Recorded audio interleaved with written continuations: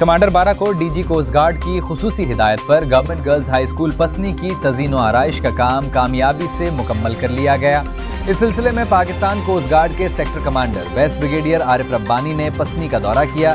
Pakistan coast guard 4 بیٹالین کی جانب سے اسکول کی تزئین و آرائش کے منصوبے کی تکمیل پر ایک افتتاحی تقریب منعقد کی گئی، جس میں سیکٹر کمانڈر بریگیڈیئر عارف ربانی، سی ای او پاکستان کوسٹ گارڈ 4 بیٹالین بلال جالب اور چیئرمین میونسپل کمیٹی پسنی میر نور احمد کلمتی نے فیتہ کاٹ کر منصوبے کا باقاعدہ افتتاح کیا۔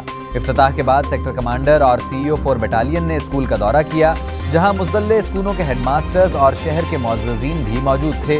وفد نے طالبات سے ملاقات کی، ان کے مسائل سنے اور انہیں جلد حل کرنے کی یقین دہانی کرائی۔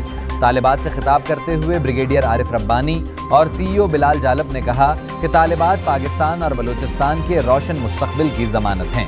ان کا کہنا تھا کہ بلوچستان کی ترقی کا دار و مدار تعلیم پر ہے اور تعلیم یافتہ طلباء و طالبات ہی صوبے کا حقیقی سرمایہ ہیں۔ بعد ازاں شہر کے عمائدین سے خطاب کرتے ہوئے سیکٹر کمانڈر نے کہا کہ دہشت گردی کے خلاف ہم سب کو مل کر جدوجہد کرنا ہوگی۔ انہوں نے واضح کیا کہ دہشت گرد ہمارے نہیں بلکہ بلوچستان کے دشمن ہیں اور امن و امان پر خرچ ہونے والے وسائل دراصل بلوچستان کی ترقی اور فلاح و بہبود کے لیے ہیں۔ دورے کے اختتام پر بریگیڈیئر عارف ربانی اور سی ای او 4 بیٹالین بلال جالب نے ماہی گیروں میں سپورٹ بورڈز بھی تقسیم کی۔